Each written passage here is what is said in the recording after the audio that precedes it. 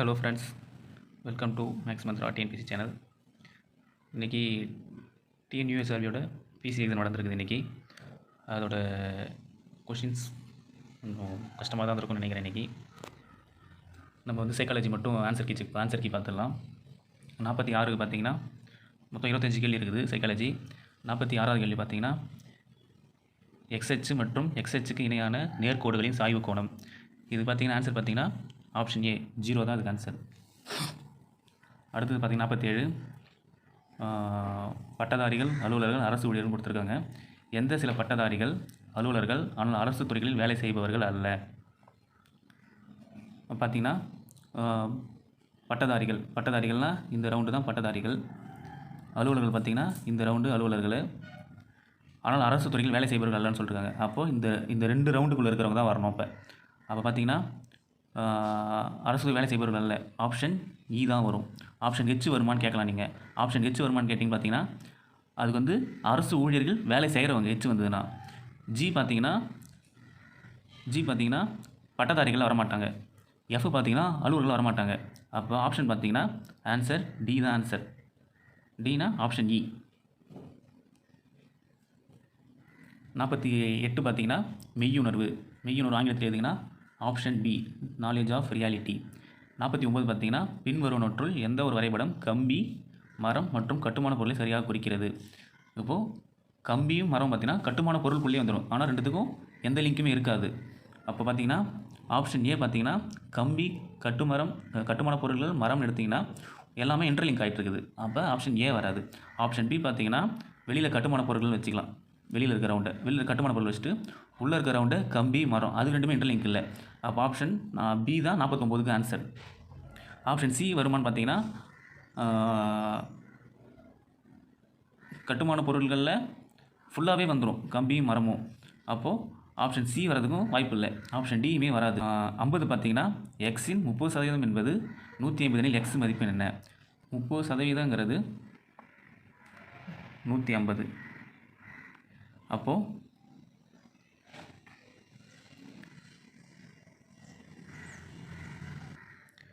30% 150னா அப்போது எக்ஸு கேட்டிருக்கோம். அப்போ 100% என்னன்னு கேட்டிருக்காங்க. 100% என்ன வரும்? அப்போ இதையும் அடித்தாலே இது 1 மடங்கு, இது 5 மடங்குன்னு வந்துடும். அப்போது 5 × 100 500. அப்போ எக்ஸின் மதிப்பு 500. அப்போது ஆப்ஷன் ஏ தான் கரெக்டு. இப்போது அதே மாதிரி 51 பார்த்தீங்கன்னா கீழ்கண்ட இணைச்சொற்களுக்கு ஏற்ப தொடர்புடைய இணைச்சொல்லை கண்டறிக. கார், பெட்ரோல் கொடுத்துருக்கான். கார் ஓடுறதுக்கு எனர்ஜி எதுனா கொடுக்குன்னா பெட்ரோல் கொடுக்குது. அதேமாதிரி தொலைக்காட்சி ஓடுறதுக்கு எனர்ஜி எதுனா மின்சாரம் தான் ஆன்சர். 51க்கு சி தான் ஆன்சர். அடுத்து பார்த்தீங்கன்னா 52 பார்த்தீங்கன்னா என்னோடய கணிப்புப்படி ஆப்ஷன் பி இல்லை டி தான் வரணும். ஏ வர வாய்ப்பு இல்லை, சி வர வாய்ப்பு இல்லை. எக்ஸாக்ட் ஆன்சர் தெரியல, அதனால் 52க்கு தெரியல இப்போதைக்கு. 53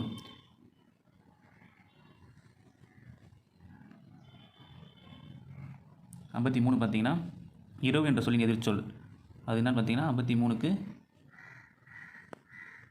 53க்கு ஏ எள்ளு தான் ஆன்சர் அதுக்கு. 54 பார்த்தீங்கன்னா விடுபட்ட எண்ணை கண்டறிக்கன்னு கேட்டிருக்காங்க. இது 15லேருந்து வாங்க. 15 × 2 + 1 31. அடுத்து பார்த்தீங்கன்னா 31 × 2 + 1 63. 63 × 2 126 + 1 127. அப்போது 127 × 2 254 + 1 255 தான். அப்போது ஆப்ஷன் பி தான் ஆன்சர். 72 ஏன் வரலன்னா நம்ம 72 கணக்கில் எடுத்துக்க வேணாம், இதோட முடிஞ்சிருச்சு நமக்கு, அதனால் அதை கன்சிடர் பண்ணாமலே விட்டுடலாம் நம்ம. அடுத்து பார்த்தீங்கன்னா 55வது கேள்வி கூற்று இளைஞர்களிடையே அமைதியின்மைக்கு கல்வி நிறுவனங்கள் காரணமா? விவாதங்கள் பார்த்தோன்னா ஆப்ஷன் 1 ஆம், கல்வி நிறுவனங்களில் ஒழுக்கம் இல்லை. ஆப்ஷன் 2 இல்லை, கல்வி நிறுவனங்களில் ஒழுக்க பிரச்சனை இல்லை. இது வந்து பார்த்திங்கன்னா இல்லை, கல்வி நிறுவனம் ஒழுக்க பிரச்சனை இல்லை, இதுதான் வலுவானதாக இருக்கும். ஏன்னா கல்வி நிறுவனங்களில் ஒழுக்க பிரச்சனை வர்றதுக்கு வாய்ப்பு மிக மிக மிக குறைவு. அதனால் ஆப்ஷன் சி வாதம் 2 மட்டுமே வலுவானது. அடுத்து பார்த்திங்கன்னா 56வது கேள்வி 72ன் அடுக்கு குறியீடு. 7² எடுத்திங்கன்னா அதாவது அடுக்கு குறியீடுனா ஏதோ ஒரு நம்பரோட அடுக்கு குறியீடு 72 வரணும். 56 பார்த்தீங்கன்னா ஆப்ஷன் ஏ பார்த்தீங்கன்னா 7 ஸ்கொயர். 7 ஸ்கொயர்னா 49, அதுவும் வராது. 2 பவர் 7னா 2 பவர் 7 பார்த்தீங்கன்னா 2 cube 8 into 2 cube 8 into 2 8 8 64 64 into 2 128. அப்போது ஆப்ஷன் பியுமே வராது. ஆப்ஷன் சி பார்த்தீங்கன்னா 2 ஸ்கொயர் 4 3 கியூபு 27 27 இன்ட்டு 4 108, அப்போ அதுவும் வராது. ஆப்ஷன் டி பார்த்தீங்கன்னா 2 கியூப் 8 இன்ட்டு 3 ஸ்கொயர் 9 8 9 72, அப்போ ஆப்ஷன் டி தான் அது ஆன்சர்.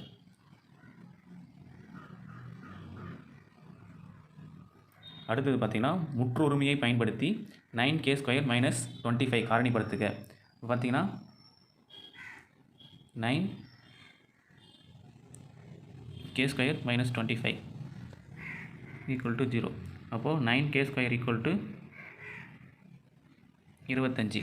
அப்போது k² = 25 / 9. அப்போது k = ± இதுக்கிட்ட ரூட் எடுத்துக்க வேண்டியதான். ரூட் எடுத்திங்கன்னா 5/3 வரும். அப்போது ± 5னா 3k - 5 3k + 5 வரும். அப்போது ஆப்ஷன் ஏ தான் அதுக்கு ஆன்சர். ஆப்ஷன் ஏ தான் அதுக்கு ஆன்சர். அதுக்கடுத்து பார்த்தீங்கன்னா ஒரு சங்கேத மொழியில் ஃபேக்ட் என்பது IDFW எழுதப்பட்டால் ஸ்வான் என்பது எவ்வாறு எழுதப்படுங்கிறாங்க. இப்போது ஃபேக்டை எழுதிக்கிங்க. ஃபேக்ட்லேருந்து என்ன வருது? IDFWவா? இப்போது எஃப்லேருந்து அப்படியே இது வாங்க, FGH. ஏலேருந்து பார்த்தீங்கன்னா டி, ABCD 2 நம்பராக 2 எழுத்து ஆட் ஆகிருக்குது. சிலேருந்து பார்த்தீங்கன்னா DEF, டிலேருந்து பார்த்தீங்கன்னா UVW. இப்போ அதே மாதிரி ஸ்வான் எடுத்துங்க. எஸ்லேருந்து 2 லெட்டர் தந்தாக்கா ஸ்வான், ஸ்வான்லேருந்து 2 லெட்டர் தந்தாக்கா SV, டபிள்யூலேருந்து 2 லெட்டர் தந்தாக்கா Z, ஏலேருந்து 2 லெட்டர் தந்தாக்கா ABCD, டி, என்லேருந்து 2 லெட்டர் தந்தாக்கா NOPQ. அப்போ ஆன்சர் பார்த்தீங்கன்னா VZDQ. அப்போ ஆப்ஷன் பி தான் நம்ம ஆன்சர். அதுக்கடுத்து பார்த்தீங்கன்னா ஒரு நிறுவனத்தின் 63வது கேள்வி. ஒரு நிறுவனத்தின் வெவ்வேறு துறைகளில் வேலை பார்க்கும் பணியாளர்களின் மொத்த எண்ணிக்கை மற்றும் ஆண் பெண் சதவீதம் கொடுத்துருக்காங்க. கேள்வி என்னென்னா அனைத்து துறைகளையும் சேர்த்து மொத்தம் எத்தனை பணியாளர்கள் உள்ளன்னு கேட்டாங்க. என்னென்ன கொடுத்துருக்காங்க மேலே? துறை, பணியாளர் மொத்த எண்ணிக்கை, பெண்கள் சதவீதம், ஆண்கள் சதவீதம் கொடுத்துருக்காங்க. நமக்கு என்ன கேட்டிருக்காங்கன்னா மொத்த பணியாளர்கள் எண்ணிக்கை என்னன்னு கேட்டிருக்காங்க. அப்போ இது எல்லாத்தையும் கூட்டினாக்கா வர ஆன்சர் தான். இது எல்லாத்தையும் கூட்டினாக்கா ஆன்சர் பி தான் வரும், 3310. அடுத்ததாக பார்த்தீங்கன்னா 57வது கேள்வி. 57வது கேள்வி பார்த்தீங்கன்னா வரைபடத்தை கவனமாக படித்து கேட்கப்பட்ட கேள்விக்கு பதிலளிக்கவும். ஒரு குறிப்பிட்ட வருடத்தில் 57வது கேள்வி குறிப்பிட்ட வருடத்தில் ஒரு மாநிலம் பல்வேறு விளையாட்டுகளின் செலவு செய்ததை காண்பிக்கிறது. ஒரு டயக்ராம் ஒன்று கொடுத்துருக்குறாங்க. அதில் பார்த்தீங்கன்னா கேள்வி என்ன டயக்ராம் கொடுத்துருக்காங்கன்னா கிரிக்கெட்டு, கூடைப்பந்து, டென்னிஸு, கோல்ஃபு, மற்றவை கால்பந்து, ஹாக்கி மொத்தமாக கொடுத்துருக்காங்க. கேள்வி என்னன்னா கோல்ஃபு விளையாட்டை விட எத்தனை சதவீதம் கூடுதலாக ஹாக்கிக்கு செலவிடப்பட்டதுன்னு கேட்டிருக்காங்க. இப்போது இது மொத்தமாக என்ன, இது வந்து பார்க்கறதுக்கு ஒரு 360 டிகிரி. அப்போது 360 டிகிரிங்கிறது 100%. ஓகேங்களா, இதை விட்டுருங்க. இப்போ பார்த்தீங்கன்னா கோல்ஃபுங்கிறது 36%. 36%னா இது ஒரு 10% அர்த்தம். ஓகேங்களா. இப்போது அதே மாதிரி ஹாக்கிங்கிறது பார்த்திங்கன்னா 63ங்கிறது ஒரு 17.5%. இப்போ பார்த்திங்கன்னா 10% கோல்ஃப் செலவு பண்ணிருக்காங்க. ஹாக்கிக்கு 17.5% செலவு பண்ணிருக்காங்க. மொத்தமாக பார்த்திங்கன்னா 7.5% எக்ஸ்ட்ராவாக இருக்குது. இது வந்து நான் 10க்கு 7.5%. இதை வந்து எப்படி கணக்கு பண்ணலான்னா 10ங்கிறத 100ன்னு வச்சாக்கா 17.5ங்கிறது 175. அப்போது எவ்வளோ சதவீதம் அதிகம்? அதை வேறு கம்பேர் பண்ணும்போது 75% அதிகமாக இருக்குது. நம்ம வந்து சதவீதனாலே 100க்கு தான் மாற்றுற மாதிரி இருக்கும்.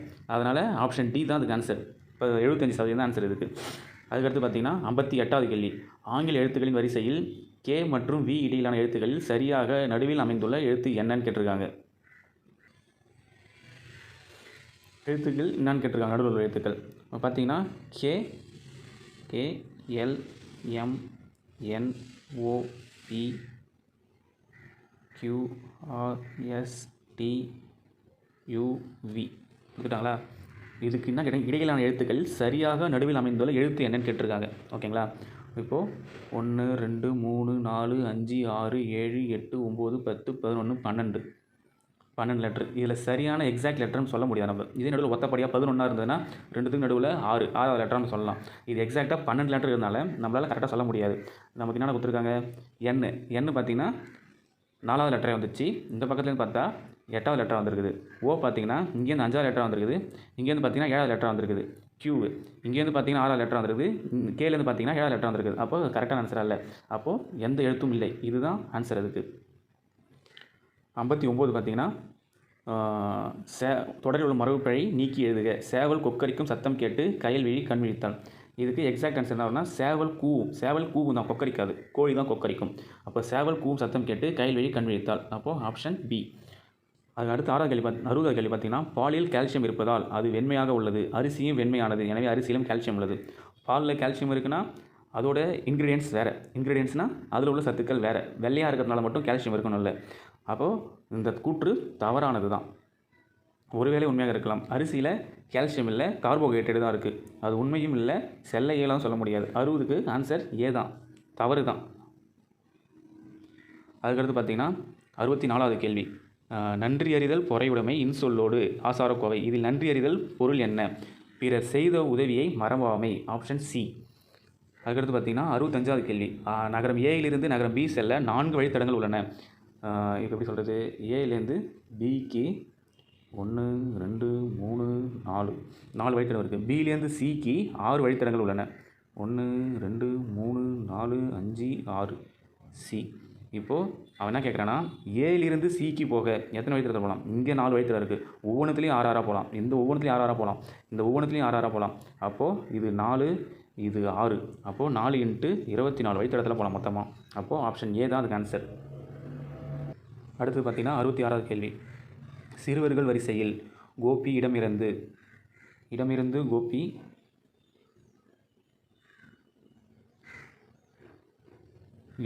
கோபி ஏழாவது இடத்துல இருக்கான்.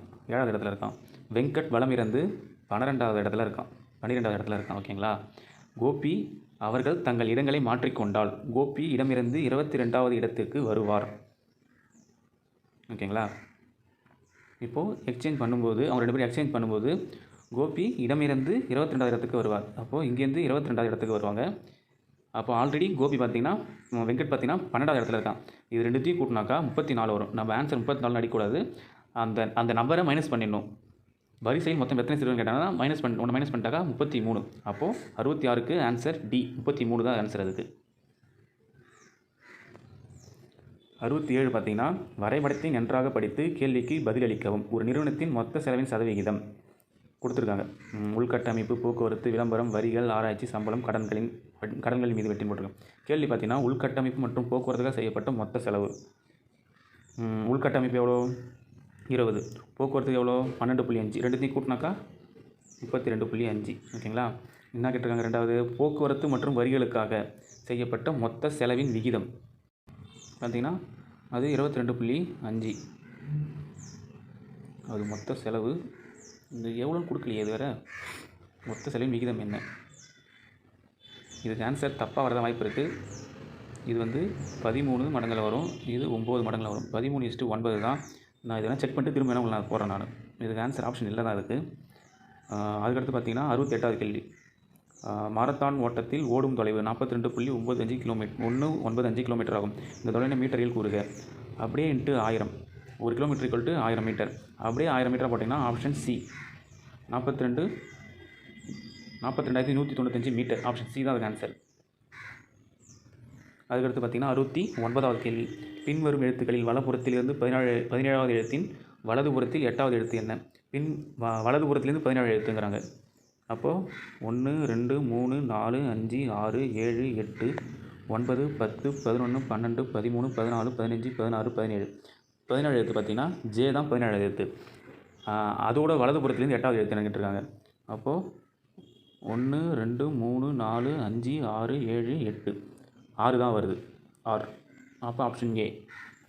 70வது கேள்வி பார்த்திங்கன்னா கொடுக்கப்பட்டுள்ள பத்தியை படித்து விடையளி. நாம் வாழும் தமிழ்நாடு வெப்பமண்டல பகுதியில் உள்ளது. எனவே நீர் சார்ந்த தன்னுணர்ச்சி தமிழக மக்களுக்கு மிகுதி. தாயை பழித்தாலும் தண்ணீரை பழிக்காதே என்பது சொல்வழக்கு. தமிழ் மரபில் நீரும் நீராடலும் வாழ்வியலோடு பிணைக்கப்பட்டவையாக விளங்குகின்றன என்பது என்பார் பேராசிரியர் தோ பரமசிவன். அவர் குளித்தல் என்ற சொல்லை குறித்து கூறும் கருத்துக்கள் நமக்கு புதிய சிந்தனையை தருகின்றன. குளித்தல் என்ற சொல்லுக்கு உடம்பினை தூய்மை செய்தல் அல்லது அழுக்கு நீக்குதல் என்பது அல்ல பொருள். சூரிய வெப்பத்தாலும் உடல் உழைப்பாலும் வெப்பமடைந்த உடலை குளிர வைத்தல் என்பதே பொருளாகும். குளித்தல் என்பதாயிற்று. கொஸ்டின் ஆகிட்டு குளித்தல் என்ற சொல்லுக்கு பொருள் என்ன?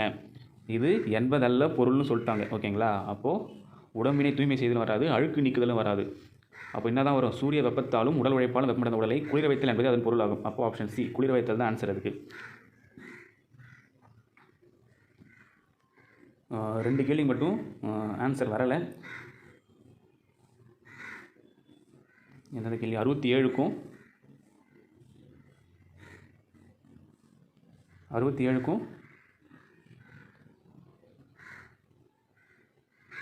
52க்கு மட்டும் வரல. அதுக்கான ஆன்சர் கொஞ்சம் நேரத்தில் அப்டேட் பண்ணுறேன் நான் உங்களுக்கு. Okay, thanks friends. Thank you so much.